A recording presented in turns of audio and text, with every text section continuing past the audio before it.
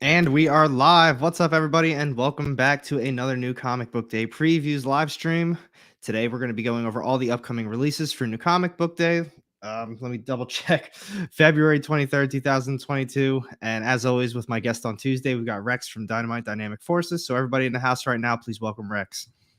Hey, what's going on? And I want to say congrats to Alec closing on his house last week. So he's finally a resident of Pennsylvania, ready to move on to the next steps there. Oh yeah, I got my license plate finally changed over too. I got to pay for the state inspection, but finally it's like it's all happening. You're all square, man. You're back in the Northeast officially. So glad to hear it, man. I know how stressful. I think that I read years ago that buying a house is like one of the top 5 most stressful things you go through in your life. So I can promise you it was one of the most stressful things I've dealt with in a while. I imagine. We got Brian in the house. Thanks for watching, Brian. What's up, guys? Ryan, Brian. Hope you guys are both Ryan doing well as today. well. Hey, Ryan, what's going on, buddy? All right. Well, I'm glad it's over with. Oh, trust me too. Oh, and they had the they had the audacity. So before we get into the comics, it's really funny because I've periodically been telling you how much of a stress it's been, how much Veterans United has been like pretty much just a pain in the ass. One final, just like to show everybody exactly like the type of people that they were. So we were sitting at the closing, all that good stuff, and it came down to the title guy. He goes, yep, we just have to call Veterans United so they can finally release the money. And we sat there for about an extra 45 minutes because they couldn't get a hold of anybody. Oh, no. And I was like, yep, that's exactly what I dealt with the entire time. Cannot get a hold of anybody. No calls, no texts, no emails. They don't respond to anything. So we sat there for about 45 minutes. And then they finally said, oh, hey, they just called back. We're good. That's all we waited for. Just you're good. Yeah. Well, the title company will take care of stuff like that. It's just an extra kick in the pants, So JD Barry in the house. What's up, JD? What's up, JD? Yeah, believe me, I know how these things go. Trust me. It was so annoying. Stressful. But I know. It's in the past. It's done. It is. And now we got a new comic book day coming up. We do. We have new comic book day coming up tomorrow. Also wanted to just so everybody remembers, Alec will be on our experience show tomorrow night, 6 to 8 Eastern. We've been talking very aggressively about doing the pub night, the pub broadcast. We actually talked about some details yesterday during the show. Oh, yeah? We've got people willing to fly in for it. So it may be an absolute extravaganza. I set John off to get his contacts and get this thing nailed down for us. But hey, listen, it promises to be a good time. That's for sure. That's good. So you said fly in. So basically we're thinking of Robbie? Pop culture? Robbie, yes. Nick actually said that while we were live streaming. So we're about to get I didn't. We're about to get a Cowboys fan in the house, huh? Oh, that'll be fun too, won't it? Oh, too bad it wasn't during football season. But he's a Lakers fan. So we can have fun there as well. This guy, what is he, a Yankees fan too for baseball? I believe, you know what? I actually believe that he is. Yes.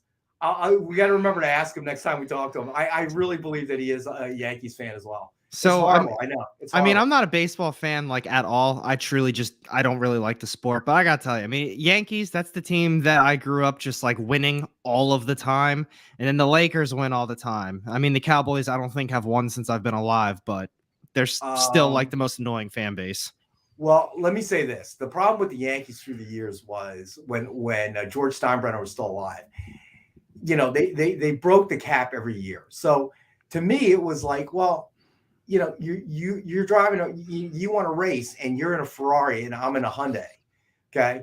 Yeah. It's not fair. At one point, I think the Yankees payroll was more than the lowest 20 teams combined. Okay. Their entire payrolls combined.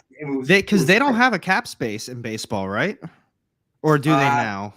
Or well, they did. They had a luxury tax. So if you reached a certain point, then you were penalized, but Steinbrenner didn't care. He was just throwing money away. I was going to say that. Barry confirms he is a Yankees fan. I was pretty sure that he was. And Ryan, how about them Cowboys? How about them Cowboys?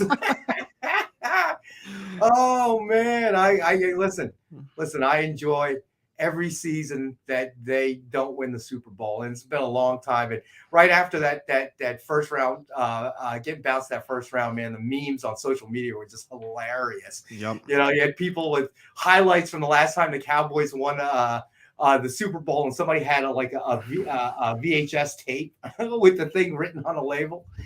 So Rocco, yeah, go Birds. That's what I'm saying. No, I like Ryan's other comment though. Ghost Rider, baby. We got a brand new Ghost Rider series coming out tomorrow. I gave it a good look. Today. I was helping the shop with a new comic book day stuff. It looks pretty cool. I'm really interested in it. The artwork is okay. It's nothing to hit home about, but it's got a couple first appearances in it. It's not selling for over cover price, probably because there's a huge print run on it with a ton of variants. So it's going to be one of those. Has first appearance. Could be a bigger character, but everyone's going to be able to get a copy of this one. It's not going to be limited by any means. But it honestly does look really cool. So definitely check it out if you're a Ghost Rider Marvel fan. But other than that, I mean, let's hop right into Dynamite. Let's talk about them first. Sure. I see a lot of really cool covers. I saw a lot of really cool covers today going through the books. So definitely a cool week. Oh, and I was able to grab Evil Ernie 2 and 3 and Draculina issue number 1. So cool. Finally able to get them. All you got to do is send me an email and you know, I'll get whatever you need out to you, brother. I always forget because you're doing the reviews. I mean, as you know, this is no longer you and I doing our weekly shows and stuff. Just from a publisher standpoint, you know, somebody's actually doing, you know, a review of the books. Why wouldn't I want to get them in your hands? You know, I always forget.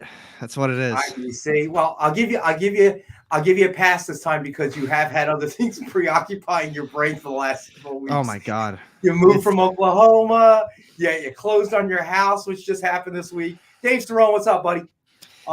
Dave's got the best question though. Biggest question: why hasn't AR read Barbarella yet? Because my brain's been all over the place. That too. So AR has been, you know, the big move in December. You know, settling into the new place, closing on a new place, which just happened on Friday. So I'm very happy for you, my friend. Thank you. So, I still will never get over that. I thought everything was smooth and good the entire time. And then we got like halfway through the process and they were like, you're only working part-time. Well, yeah, you told me I needed a part-time job. So I'm now working part-time because of what you said. And they're like, oh, this is a problem. And it was like, what? You told me this info. You told me. And it was all wrong. Let me tell you. Closing on a house is like chewing broken glass and having your hair set on fire and put out with a sledgehammer. Man, okay. That's pretty accurate. It's so frustrating. And Dave's salty today. You guys can't hear me crying over AR's first world problems. I've never bought a house before, so this was a huge problem. I've only ever rented my whole life. Well, we're happy you're back in the area. Happy that everything is finally settled. I know you know, making a big move and getting everything all squared away has got to be a very stressful period. So now you can just focus on, you know, settling in and doing your thing. And as I was telling you before we started the live stream, we're talking about doing that pub broadcast. Just got to find a brewery that knows John will allow us clowns to come in, and we'll figure out a date. But Dynamite this week. All right. So coming out tomorrow, we have Purgatory number 5. Let's see. Cover A is by Antonio Fuso. Let me see. Ooh, Ken Hazer. You know, I'm a big fan. Oh, it's the TMNT one too. Yeah. He has one of the variant covers. Then we have Red Sonja number 6 with cover A by Mirka Andolfo. There's a Joseph Michael Linsner cover. Another Ken Hazer cover. Let me see. Lee Rex Lee cover. Vampirella Dracula Unholy number 3. And this is a great read. Christopher Priest is the writer on this. Cover A is by Lucio Perillo. Cover B is by Rose Besh. And let me see who else here.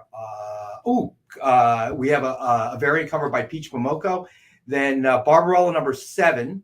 Let's see. We have cover A by Carla Cohen. And covered by Butch Geis, personal fan of his. Matabek Musabekov has a cover in here. And the art is also done by Musabekov for Barbarella number 7. So that's what Dynamite's got coming out this week.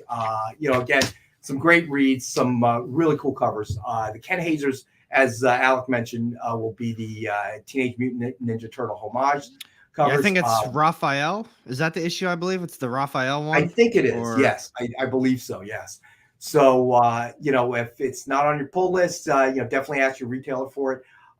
Some great reads, and hopefully everybody enjoys. The only thing that sucks for me is I was actually really looking forward to the Vampirella Dracula Unholy series, but after talking to John, he said it's kind of something that's been built up for a little while. So it's a nice read for people who've been waiting for it, but as a new jump on point, he said like, nah, not really that great of a spot. It may not be so the best. Yeah. Kind of sucks because I mean all the covers were sweet and I was really looking forward to it, but that is what it is. I mean, maybe I'll find those back issues for Barbarella too. Especially after, Dave made the comment. Here. You just got to email me that reading list, bro. Fine. I'll get a care package right out to you. I will 100% send that email over. You got it, buddy. Thank you. No worries there. So what else you got on tap for today? Well, I'm going to bring up Marvel. We'll start with Marvel. So I'm going to screen share that one. Still, trying to be quick with it. Let's see. There we go. And have you watched Peacemaker yet? Have I watched Peacemaker? No. The odds of me watching a TV show are very slim. I fall asleep during everything, and that's an understatement. All right, so Marvel this week. Oh man, I was going through this stuff today. Oh, it actually really sucks, only because I see Strange Academy right there. I'm a big fan of that series, but man, I'll tell you what, almost every single issue of Strange Academy that they got was completely damaged. Like, really? Very, very damaged. Huh. That's interesting. So you begin to wonder how long things have been sitting in boxes on trucks and stuff, Oh, they were. I'm talking like the entire corner of every single one of them, besides like maybe 5, was completely destroyed. Wow. And even the ones that weren't destroyed that they're not sending back still aren't. They would not get a 9.8 by any means, but the shop said, we guarantee that the book will at least be a 9 to a 9.2. So these fall into the category, but like we're obviously going to let people know that these all came this way. So I'm probably going to get a copy, but almost everybody is going to be short on Strange Academy at the shop this week. That sucks. Spidey's going to be cool. Oh, what was it? Oh, no, Dave says single issue damages are the number one reason he's moved to trades for most titles. Yeah. So those were completely damaged. The Miss Marvel ones were also very damaged this week. I don't think they actually didn't get any extra copies of Miss Marvel because they were all damaged. Wow. Yeah. I mean, I know it happens from time to time, but with, all the weird kind of stuff with the supply chain, you begin to wonder if that might play a role. So today was the first day that I actually, I show up at the same time every Tuesday to, the way that I work at the shop is I do all the auctions from home, but every day I drop all the packages off after I box them up here. And then I do like a big pickup pretty much every single day. And then I re-get supplies that I need. But every Tuesday I always ask, hey, do you guys need help with books? I'll help you guys out. And every Tuesday they just say, no, we're good. No, we're good. Today they were like, oh, actually, yeah, do this one. We'll get you some books together to, take back with you. So I got the whole process. I saw how they do their whole sorting and everything. And I'll tell you what, there are a lot of books that show up damaged every week. And they said, this is a normal thing. This is very normal for us. And it was all Marvel. Everything that was damaged was from Marvel. That's interesting. Image. I didn't do all the indie publishers. So I did all Marvel, I did all DC, I did Dark Horse, and I think IDW as well. So I didn't do Boom or Image, Dynamite, or any of the other indie companies. But out of those ones that I just mentioned, Marvel, like I said, Strange Academy, the Miss Marvel series, those books were all completely pretty much destroyed. Wow. Spider-Man was good. Just looking at the list right now, most of the Ghost Riders were all good. A couple of them were a little dinged up, but not bad enough to say they were damaged. Now, when I say those were destroyed, those other ones, they were destroyed. They were not even remotely salvageable. Wow. Yeah, I was pretty disappointed. And they, like I said, they said that's a normal thing. It's a shame. And you didn't see the same rate of damage with the DCs and the no, DC was great. I'm going to be honest. DC was fantastic. And the shop, they said DC, as while they're not the bigger sellers, like they do sell the big stuff on DC, they don't buy as much of the other books because they sit on the shelves a lot. They said DC, they had a lot of issues in the beginning with the new uh, distributor, but now they figured out all their problems, and DC shipments have been fantastic. They barely get any damaged books. If anything, it's like very, very random, one or two. But Marvel, they said usually has a lot of damages. Wow, that's interesting. So, Dave, go back to work, buddy. Thanks, Dave. Thanks for joining us, man, as always. Have a good one, buddy. So Ryan says there's no way at this point Marvel or PRH hasn't heard about this issue. It's crazy it hasn't been resolved yet. That's probably a good point. Yeah, you would think that if the problem is that bad, they would have already heard about it. So, maybe it's just. I was gonna say what's crazy is that they have literally a damaged box. Like they're like, yeah, just throw the damaged ones back in the box, and it's literally a box that the books show up in, and the box was basically full by the time that I left. Wow. And I'm gonna be honest, I was not being picky with these books because they said you can't be picky because if you're nitpicking, you're really gonna be returning all the books, and you can't do that because the odds of getting the books back are probably not going to happen. Because they said we're going to be lucky if we get these Miss Marvels or Strange Academies. They said the odds of us getting them again are probably going to be extremely slim. So basically, if you ordered it, I don't want to say you're shit out of luck, but you're probably going to be out of luck for some of those books. Right. But like I said, it was almost a full box by the time I left. It's insane. That's interesting. Yeah, that's a problem they're going to have to clamp down on some way somehow. I mean, hell, it's at some point they're gonna have to. That was ridiculous. The stuff that I saw, like I promise you, those corners were. It's not even like they were dinged; they were literally destroyed. So I don't know. I don't know how they do it. I mean, the shipments. I mean, all the companies pretty much do the same thing. The books are just in the box, but I don't know what the hell. Standard. Who knows? It might be the shipper. I don't know. That's no interesting. idea. But yeah, I just seeing it firsthand and dealing with it firsthand, it was definitely a little bit more eye-opening. Because I mean, you always hear shops like, yeah, we got shorted, or we got some damaged books, we had to send them back. But to see it firsthand, that was definitely definitely an experience. Wow. But it is what it is. On to the more books. I mean, looking at the list right now, we got a lot of bangers coming out this week for Marvel. ASM's been fantastic. Dark Ages, another phenomenal series. I think it's got one issue left. Miles Morales, that's tying in with ASM a little bit with the Beyond Corporation stuff. The Assessor is back in this series. I knew in the beginning, I thought he was going to play a bigger role. He seemed too big of a villain that was still too mysterious to just like disappear. Strange Academy, fun. Ghost Rider, brand new ongoing series. It's got multiple first appearances in it. To my knowledge, I think it's 2 actual first appearances, and I think they're both hunters, like they're hunting the Ghost Rider. And then there's a government agency first appearance as well. So that could be really cool. But like I said, I don't think it's going to be a high-selling book, mainly because, I mean, our shop ordered a load of them, just like everyone else did.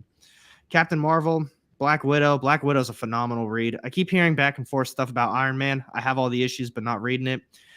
Reilly Spider-Man, this is a little bit more of an interesting one. I believe there is a first appearance in it, or at least a character is returning. I don't want to spoil it for you. Just, take a look at it tomorrow when you get to your LCS. But actually, I'm going to bring it up on eBay super quickly. I'm not reading it. So if you guys have read the series, let me know what you thought about it. But as far as eBay goes with the Ben Reilly, it's not selling for anything. Selling for cover price, so don't worry about that if there's a first appearance. Well, if someone says it's a big first appearance, it's selling for cover.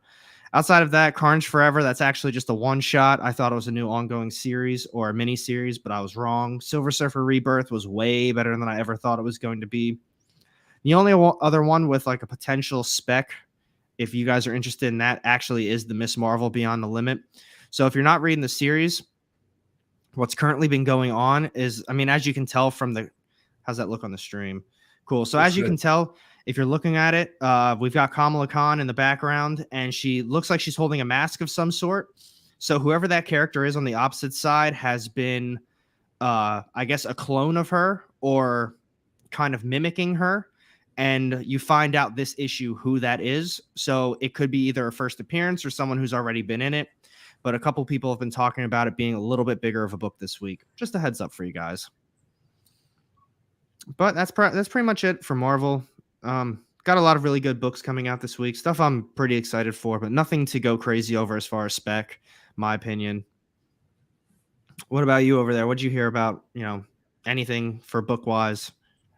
Book-wise, not so much. I mean, this week, I mean, spec on new stuff is always dangerous. You and I have talked about this numerous times. Oh, yeah.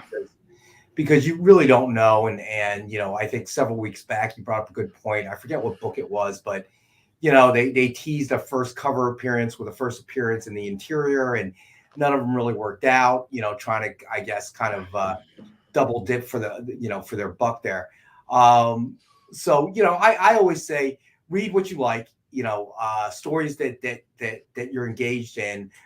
Worry a little less about the spec with the new stuff, and you and I have talked about this as well, is when you're specking like new books that are coming out on New Comic Book Day, it's like a day trader, but if you're trying to spec like Golden Age or Silver Age, that's more of a proven steady stock, you know what I mean? Yeah.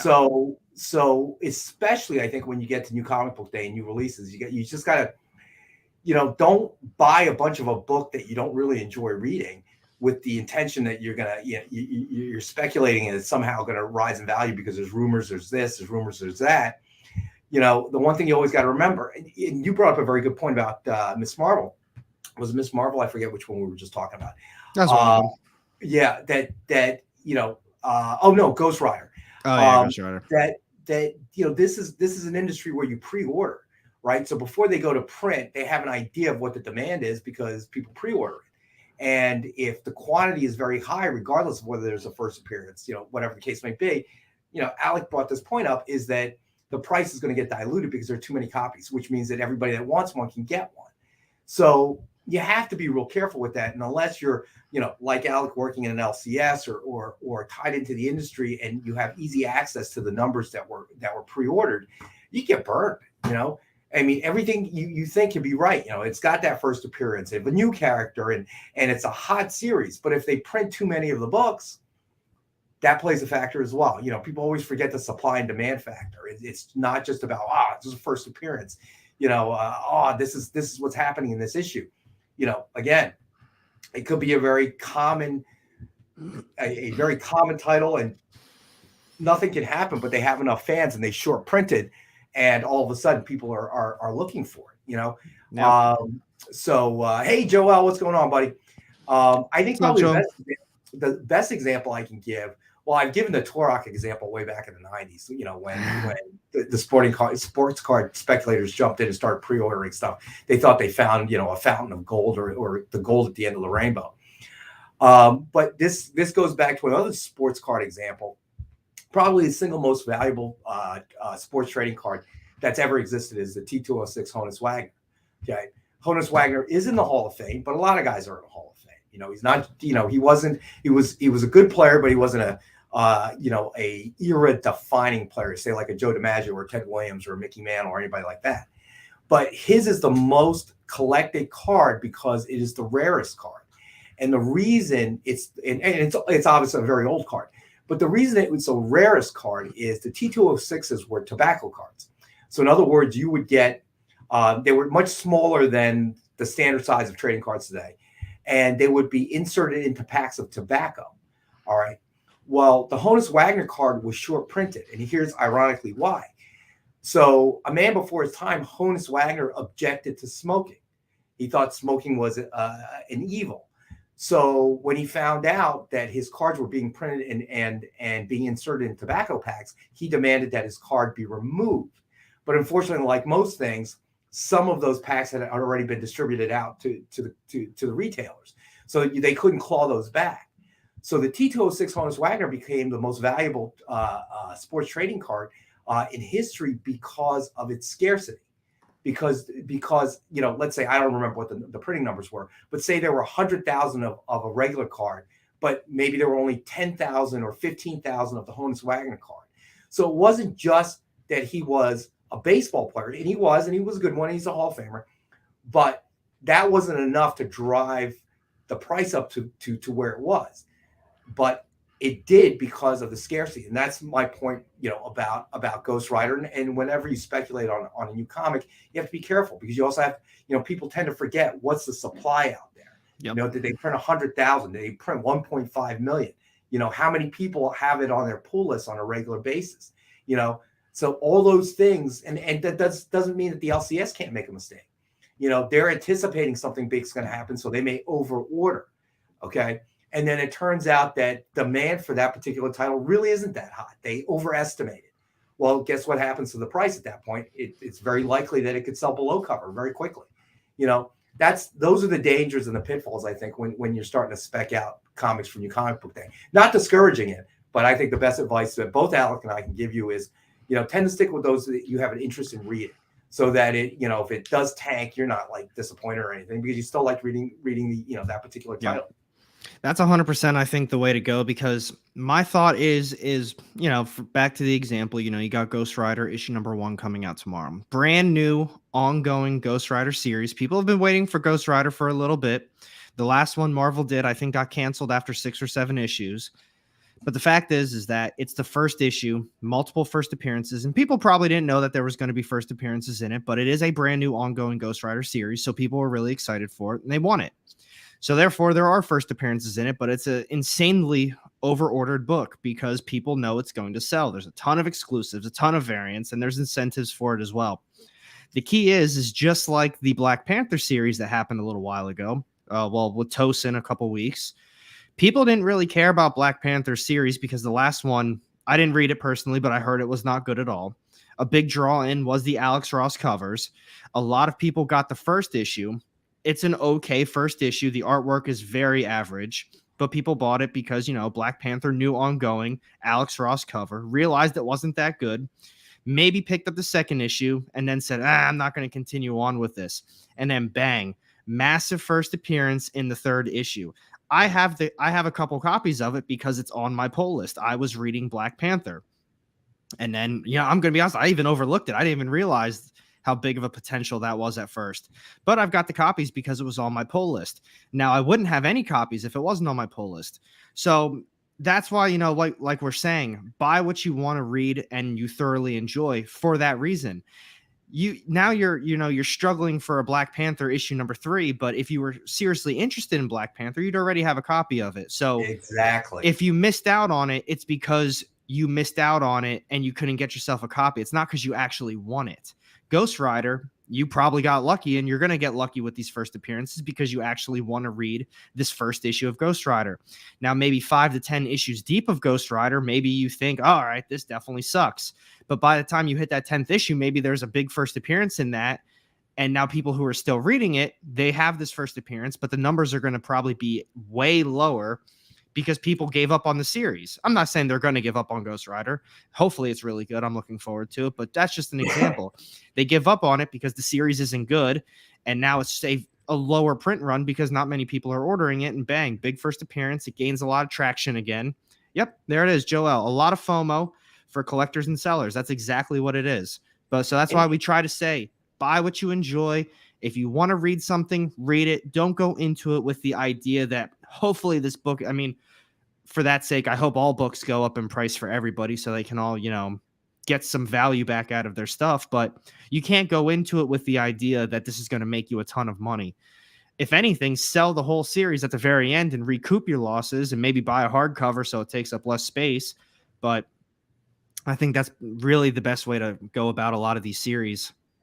Well, Joel says, I used to have T206 Wagners in my bike spokes as a kid.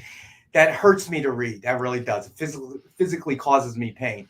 But, I want to reiterate what you just said.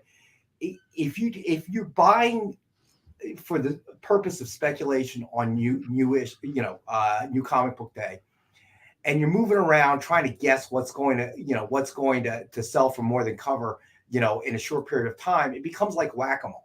All right. The carnival game, most of us, by the time the mole shows its head in a little hole and we're whacking, it's already back down. Okay. But if you stick with what you like and what you want to read, then imagine the same whack-a-mole game, except I'm hitting the same hole every single time. The odds of my whacking the mole in the head, I think, goes up, right? Because I'm not chasing the mole. I'm just whacking the one hole. So eventually the mole's head's going to stick up out of that hole. I'm going to whack it. I guess that probably a pretty poor example, but that's pretty much what Alec and I are saying, is that if you buy what you love to read, then and you consistently buy that, something may happen by staying still, in a sense. But if you're chasing after what everybody says, oh, this one's going to sell for way over cover, right after New Comic Book Day or before, and then you take your money and you move it, I would say 9 times out of 10, you find out the one you moved it from, oh man, they had a new appearance there. Okay. Oh, why is everybody, looking after that comic? It's just so hard to predict. It really is.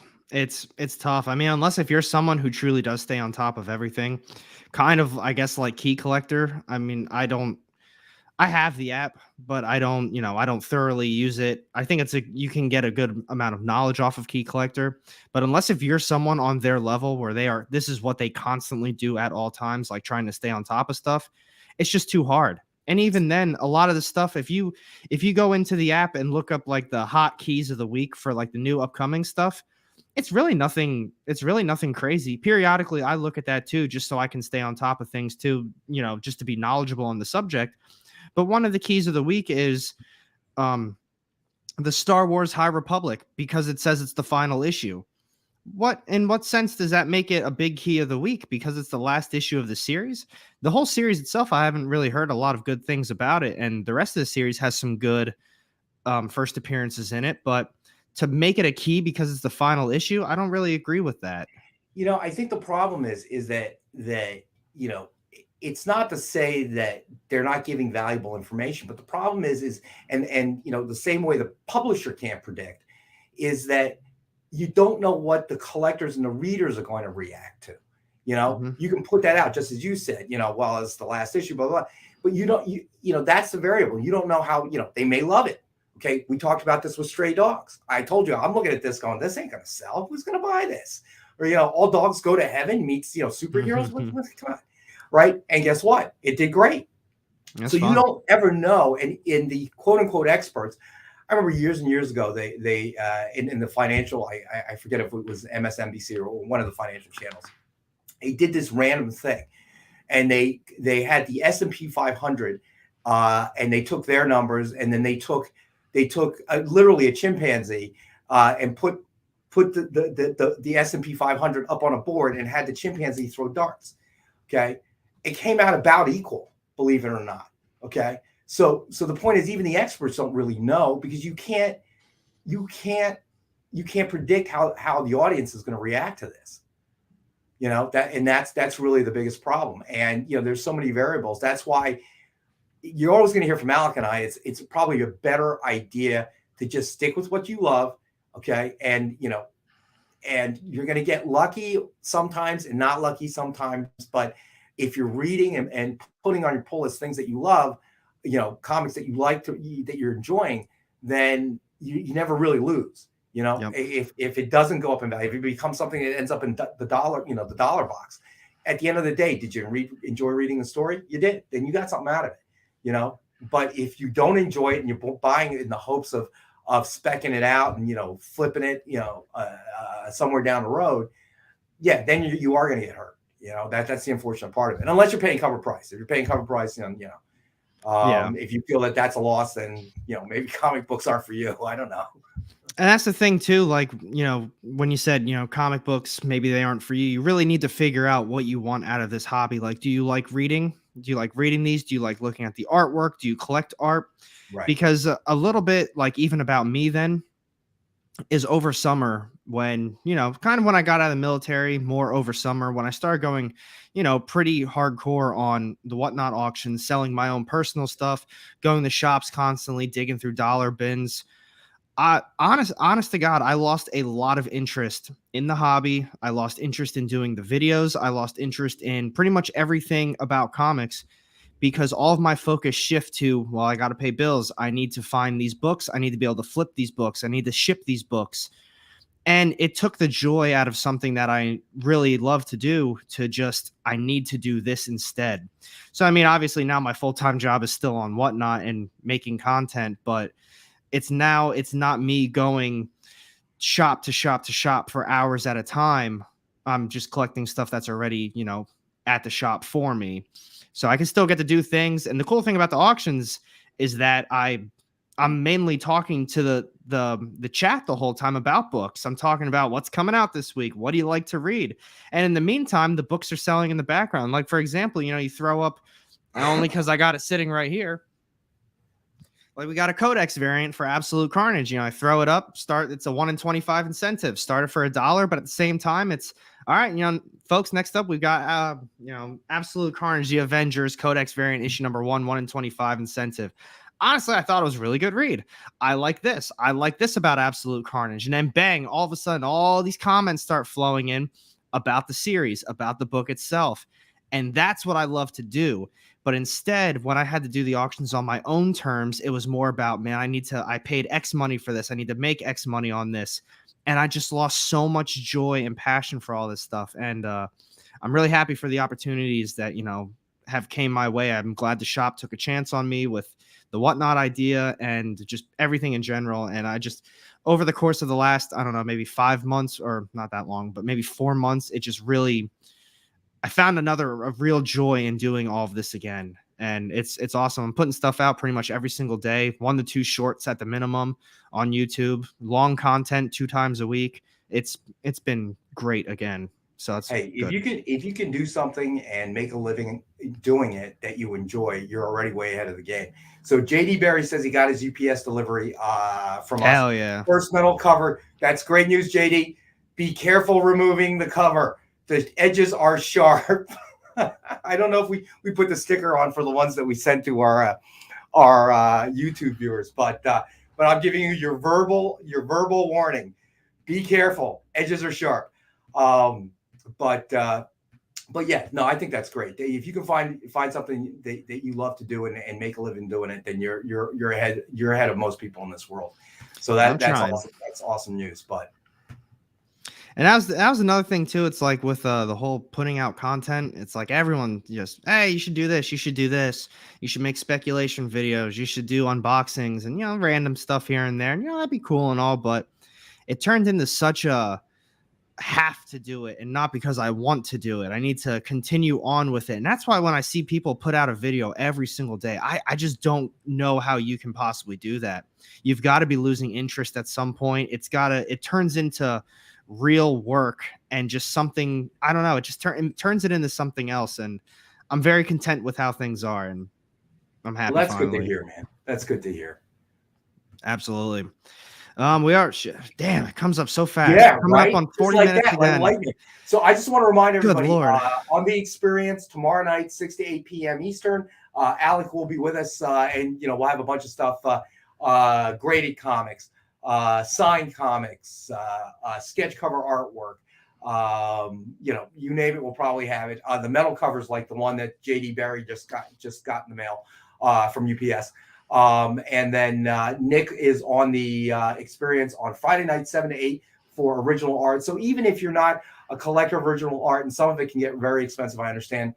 If you're a comic book fan, it's a great show to watch. You'll see some never seen before, one of a kind, pieces of original art by some legendary creators. So, and definitely before everybody checks out, yeah, Joel, I'm with you, buddy. No Green Hornet, please.